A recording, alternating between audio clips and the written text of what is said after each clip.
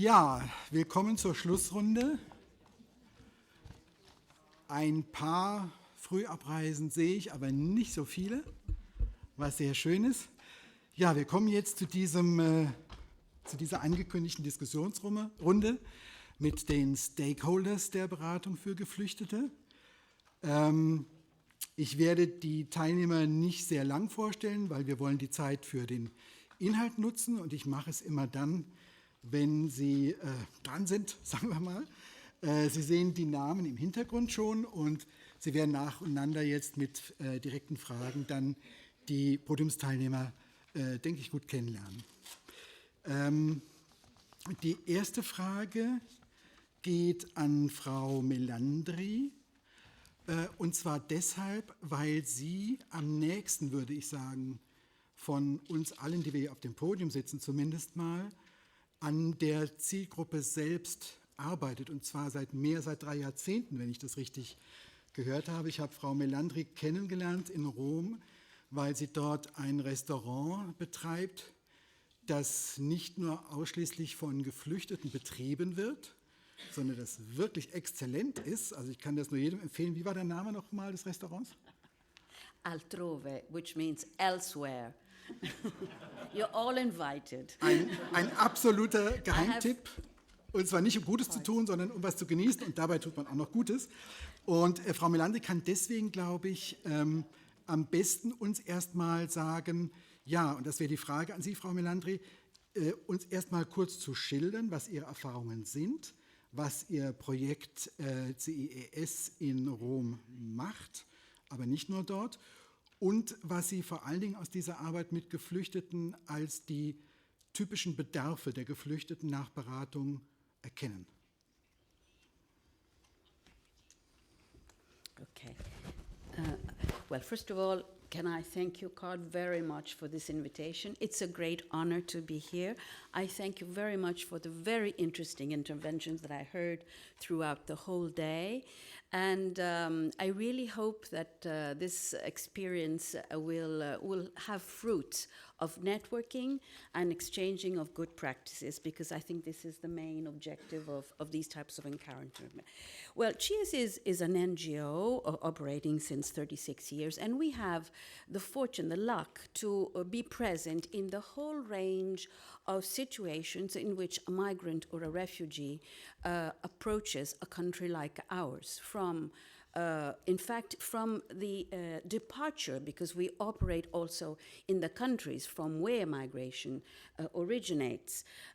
So we are there trying to support development projects, but also repatriation, positive repatriation projects, and this is one thing. So we have quite a direct experience with the origin of migration, whether it is poverty, war, negation of denial of human rights, etc., etc. Then through our network of mediators, we have 1,100 intercultural mediators, which are migrants themselves, who have already elaborated their being a bridge between different realities, religious, linguistic, cultural, etc., operate a very strategic and important role in bridging communication between the autochthon community and who arrives in our country. Through their help, we are present from the very beginning in the harbors, the closed-up harbors, unfortunately, which recently have become such a shame for our country. I cannot avoid a small hint to our general political and cultural situation. I will have to tell you a few data about that. Anyway, from the moment they land in our territory, and in which they have to be identified and become clear, don't remain invisible. We have mediators there. Then we have mediators who are present in the commissions which respond to the application to have international protection or national protection, aspiring to become refugees. Just one statistical data, unfortunately, recently 65% of all the applications to obtain protection have been rejected. This means that 65% of the asylum seekers did not become refugees and are left alone and are in a nowhere's land, invisible.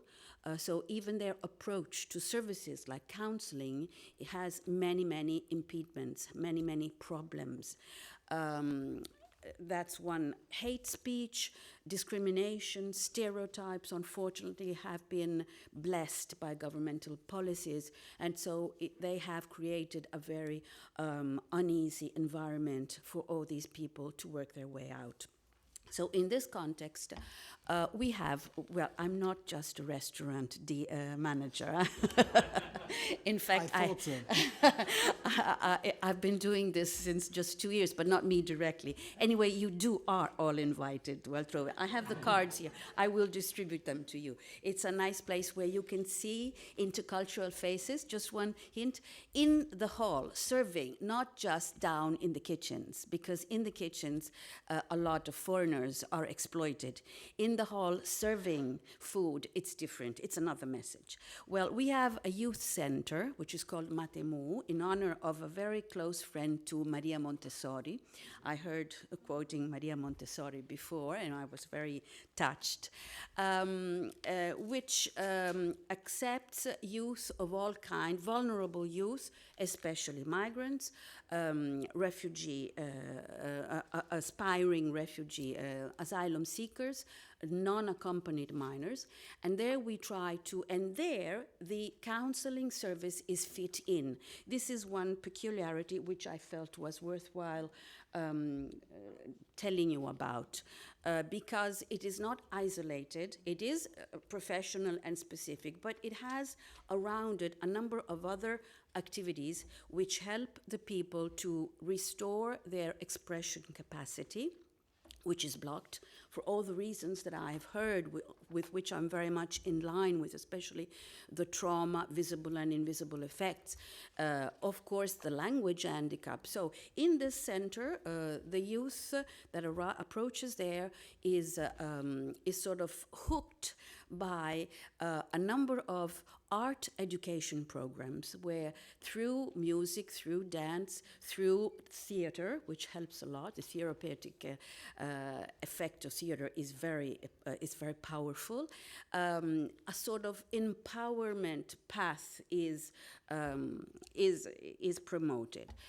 Then, of course, there's the desk, the counseling desk, as all the ones for which you have made your very interesting project, that moves more or less according to professional protocols, the first screening, and then of course, the potential, all that I've heard, I won't repeat it.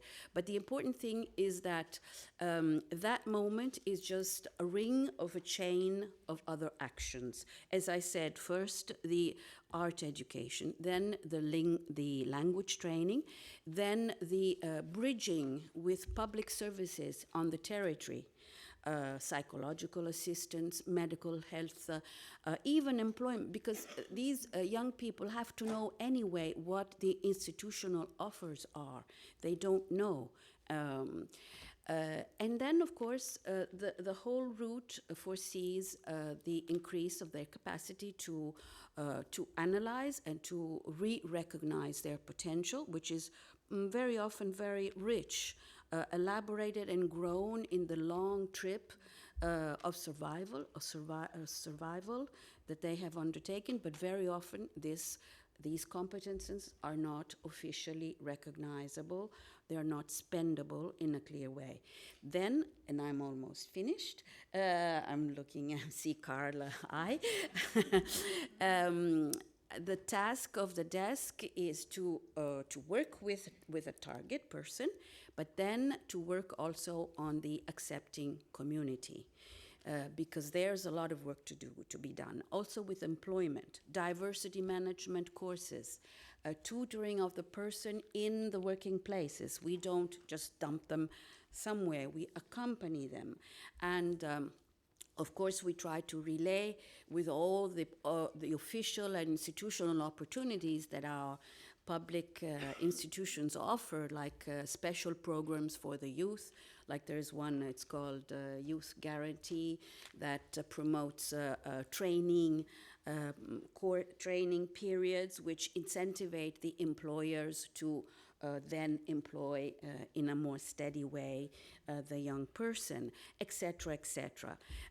Up to the very last type of activities which we have started developing very recently, which is teaching of entrepreneurial teaching, giving the basic element for people to start up their own enterprise, their own entrepreneurial initiative, which means knowing, of course, the laws, knowing where to go to register their company, and also to help them incubate their small initiative if they want so. So it's a 360-degree activity, which is topped with and integrated with a socialization in the center through those laboratories that I initiated, with which I initiated my story,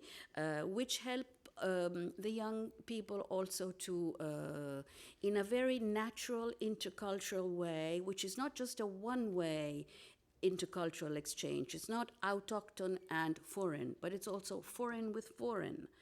And so the ability to stay together in a nice place and not in the streets where there are a lot of very bad temptations and where a lot of markets are just there waiting to include them in a very bad and illegal way, drug distribution, etc., etc. So it's that integration. And the last point is a restaurant, which we set up following a course in which we gave some know-how in kitchen, hall, pastry, and cocktails, etc., which was financed, of course. We have no money of our own. We are a non-profit NGO, so we're always searching for resources, European community, our government, local authorities, private sponsors, etc., etc. And of course, all of the services we provide to the target are free of charge. This is, for us, a must. So following these courses, we set up our own restaurant where we wanted to portray through the food, which is an intercultural food. It's not ethnical, but it's intercultural. It's the mixture of cultures that is expressed also in the dish, through the image of all these youth of all religions and countries and colors and languages, the beauty of mixture, and the possibility to implement something that is clear, clean, and maybe a small model. So that is what the story that I wanted to tell you. Thank you.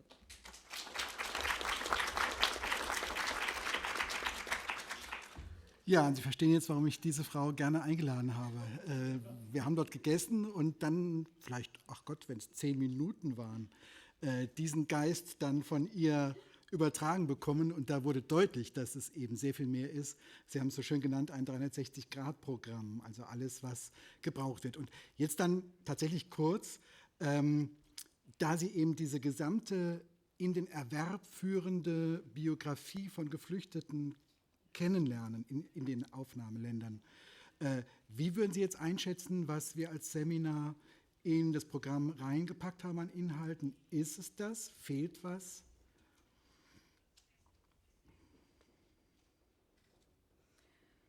No, it was so full and so. It's difficult for me to find something missing. Okay. Probably there I can imagine has been a very in-depth work, and this is just in a one day synthesizing everything is not easy. What I would desire very much is the increase in the networking potentiality between your project and other. For instance, we have we coordinate an AMIF project, which with Greece and Spain, in order to set up counseling activities of this type. It has a very wide sharing, best practices sharing aspect, a training aspect, and a concrete material implementation aspect. So if your project could travel, you know, very much even beyond your partnership, and if the European community could to promote the exchange between these experiences, it would be very useful. And each country in Europe, maybe, I mean, we could give a good contribution to the increase of the good values of our European community, which each of us can increase. Italy, like all the southern European countries, have peculiar problems because we are the first approach. So we have to, when we think of counselling, we have to think it after we have done first acceptance and emergency, and then it's a chain, as I was saying. So detecting that and training also our own counsellors, taking advantage of your experience would be very, very useful. Also es geht mehr um Netzwerken und dann wirklich weitere Implementation, aber die Inhalte scheinen zu stimmen. Dieselbe Frage würde ich gerne stellen, nämlich sind die Inhalte die richtigen? Wie schätzt du, lieber Jean-Jacques, die Projektergebnisse ein, würde ich gerne stellen an Jean-Jacques Ruppert. Jean-Jacques Ruppert kennt die Berufsberatung in- und auswendig aus einer europäischen, aber auch aus einer globalen Perspektive. Er ist mit dem Hauptamt, wenn ich es richtig sehe, in der luxemburgischen Bildungspolitik, aber er hat auch seit vielen Jahren sowas wie das Büro des Weltberufsberaterverbandes. Und deswegen, lieber Jean-Jacques, an dich die Frage, wie würdest du von dieser Warte aus die Projektinhalte beurteilen? Okay, well, thank you everybody, and thank you for the invite to this symposium. You had told me earlier on that participants in the panel discussion would have the privilege of speaking in their mother tongue. I will, however, not do so, as with the exception of a couple of people from Luxembourg present here today, and possibly the odd German from the Cologne area, Luxembourg still is the secret language of the happy few. So I have decided to take refuge in English, and this for two reasons. The first one is that most Germans have an excellent command of English, and the second reason is that those attending the symposium and who do not understand German can now at last discard their headphones. Furthermore, I would like to say a few words about my home country. I come from Luxembourg, a place where half the residents do not have Luxembourg nationality, and come 8 o'clock in the morning, I'm in a minority. Does that worry me? No, because I'm all too aware that the 200,000 plus commuters from France, Belgium, and Germany who come into Luxembourg on a daily basis to work there, if they decided tomorrow to stay at home, we would have to close shop.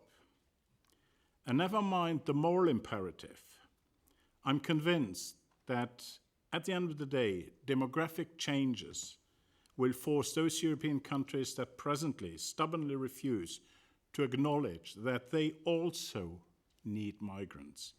And refugees are migrants, be it displaced migrants, because otherwise they will have to close shop too.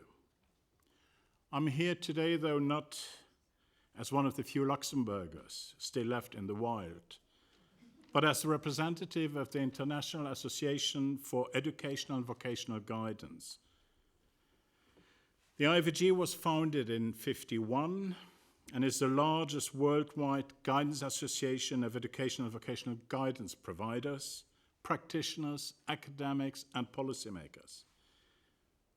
The IVG is recognized as an NGO by the UNESCO, the ILO, the OECD, and an important partner organization is the International Center for Career Development and Public Policy. As regards CMinaR, what I like a lot is that the proposed modules and practices are timely, meaningful, and multifaceted to ensure that refugees can be offered effective services to support their positive integration and future engagement with education and employment. And I'm also delighted to say that there's a new Erasmus Plus project going on, whose objectives are the development of counselor training modules on, amongst other issues, counselling refugees. So I'm pleased to say that we consider ourselves very fortunate and are very grateful indeed for the excellent work the partners of CMinaR have done, because we will be able to build upon their achievement. Just one last personal remark. I'm about to retire in a few months' time, so I'm considering taking up a job as a Michelin inspector, and I come and visit you.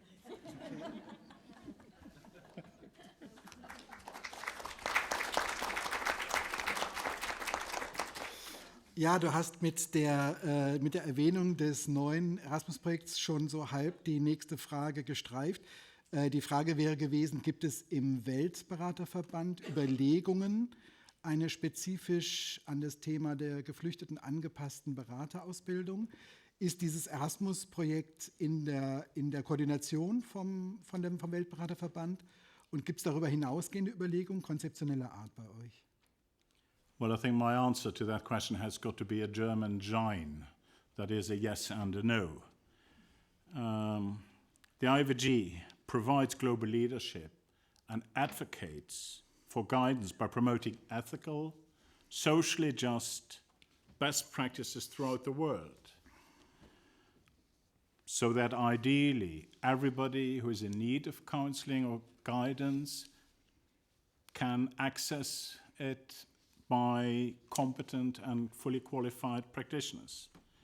We should, however, not forget that in most countries, there were already before the refugee phenomenon, I don't like the word crisis, there were neither enough counsellors, nor were most of those counsellors properly trained. And this situation has unfortunately not changed all that much in the more recent past. So I'm afraid that you would struggle to find a politician brave enough to ask for better and more guidance services, specifically targeting refugees or other migrants, bearing in mind what I just said about the insufficient number of counsellors and the lack of training. I believe that a sensible approach is to continue and ask for more and better guidance and career counselling to be put in place for everybody. Within such a framework, it should be possible to develop education and vocational guidance provision for various minority groups, including refugees. And here CMinaR definitely shows the way forward. As regards the new project, it is meant to provide practitioners going on placements abroad with a module they can actually use. So in an ideal world, it will be a hands-on experience they can take back home to their different countries and apply it there. Ja, vielen Dank. Das war zunächst die Perspektive der Betroffenen über Elisabetta Melandri. Das war die Perspektive der engagierten Beraterinnen und Berater. Und jetzt würde ich gerne einführen in das Panel Matthias Rumpf. Matthias Rumpf vertritt oder leitet das deutsche Büro der OECD, die man, glaube ich, nicht groß erklären und einführen muss, außer vielleicht kurz zu sagen, dass es sicher ein Tanker in der Politikberatung ist. Herr Rumpf, die OECD hat in den letzten Jahren mehrfach auf die Bedeutung sozial zugänglicher Bildung hingewiesen, durch viele, viele Studien, viele, viele Empfehlungen. Und Sie haben da auch den Finger in die Wunde gelegt, auch gerade hier in Deutschland, dass das Bildungssystem eben sehr sozial selektiv leider noch vorgeht, wenn auch kleine Erfolge zu verzeichnen sind inzwischen. Wie sehen Sie diese Herausforderung des sozial zugänglichen Bildungssystems, wenn Sie an die Gruppe der Geflüchteten denken? Ja, ganz, ganz herzlichen Dank. Vielen Dank auch von meiner Seite für die Einladung, dass ich hier sprechen darf. Ich spreche jetzt auf Deutsch, wurde mir so gesagt. Das mache ich jetzt einfach mal. Und ja, es ist tatsächlich so, dass es für uns jetzt, was die Integration von Geflüchteten angeht, dieser Zugang zur Bildung ein ganz entscheidender Punkt ist. Das ist im Alter, sozusagen im Kindesalter, im Alter von Schulpflichtigen sehr wichtig. Da haben wir in der Vergangenheit sehr stark darauf hingewiesen, dass es sehr wichtig ist, möglichst früh sozusagen in der Regelschule, in normalen Unterricht zu kommen, um dort auch sozusagen den eigenen Platz zu finden und darüber auch sozusagen den eigenen Schulerfolg sicherzustellen. Unsere Studien zeigen, dass gerade wenn man sich in der schulischen Ausbildung das anschaut, dass ein relativ früher Übergang in die normale Schule sozusagen sehr erfolgversprechend ist. Das ist sozusagen auf der schulischen Seite. Auf der Seite von jungen Menschen, die sozusagen im Erwerbsalter sind, da haben wir, also was den Zugang angeht, sozusagen einen Punkt, den wir in der Vergangenheit als sehr wichtig gesehen haben, ist, dass man auch sozusagen schaut, wie kann ich die familiäre Situation des Geflüchteten oder der Geflüchteten so darstellen, dass auch für die Personen Ankommen hier möglich ist. Also das ist die Frage des Familiennachzugs.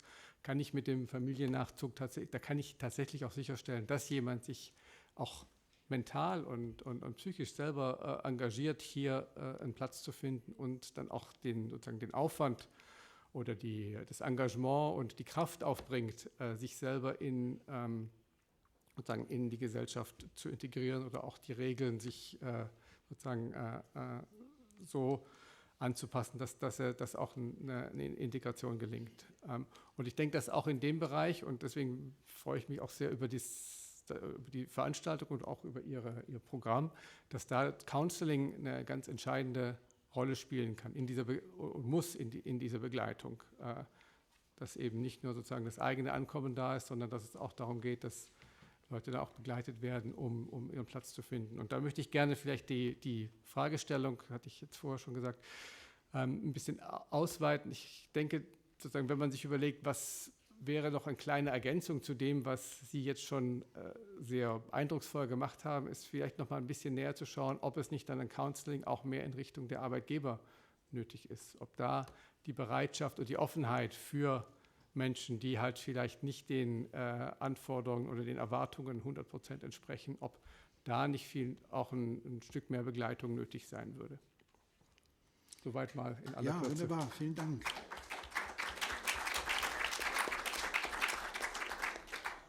Damit haben Sie meine zweite Frage schon gleich mitbeantwortet. Wunderbar und wirklich aus einem Guss. Und ich habe da auch noch mal eine Anschlussstelle gesehen an das, was Frau Kostula ausgeführt hat.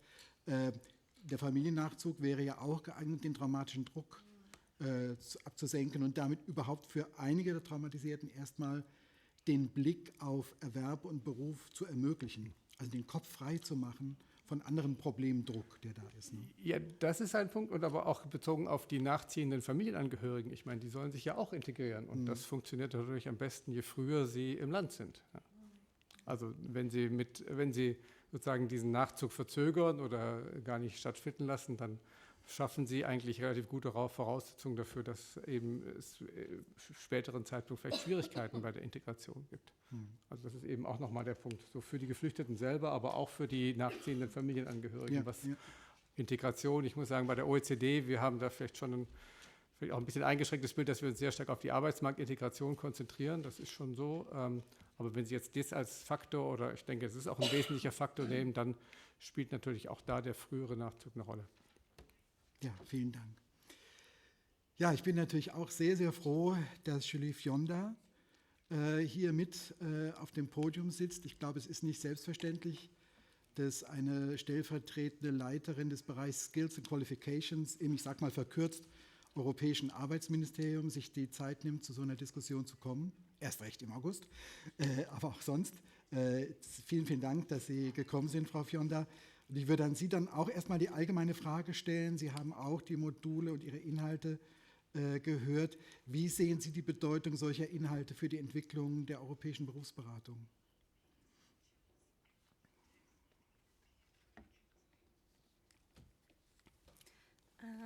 Thank you. Thank you also very much for inviting the European Commission to participate in the conference. And I think also in August, we're in a very quiet period now. Our new president-elect, who you may know here, is busy reflecting on the constitution of the new college and the new priorities for the next period, and we're all waiting with, let's say, bated breath in the next weeks to see the outcomes of that process. To turn to your question, I think looking at some of the very concrete things. I think your program is clearly very useful and rich content that the process of developing and the content that you have generated through the program is clearly very interesting and very well received. Combined also with this community of practice which you have started to develop, and where you, to reference also the networking role, where you're starting to see those further ripples begin and I hope continue. So I think there's a very, very beneficial results at the European level also. I think the challenge, of course, is to make any specific project or course available to the widest number of counsellors, so the widest number of people can benefit and draw upon this. And I think the work that you've begun now is really seeking to do that, and that's probably your next big challenge. I find also very positive that hardwired into the discussions you've had is the huge diversity of the refugee and migrant background. It's not one homogeneous group. They are people, as has been said, and all of us come with different things to offer and different needs. And I think that diversity as part of the program is very, very important. And I think also the modular approach is something very important, because it increases flexibility of the program.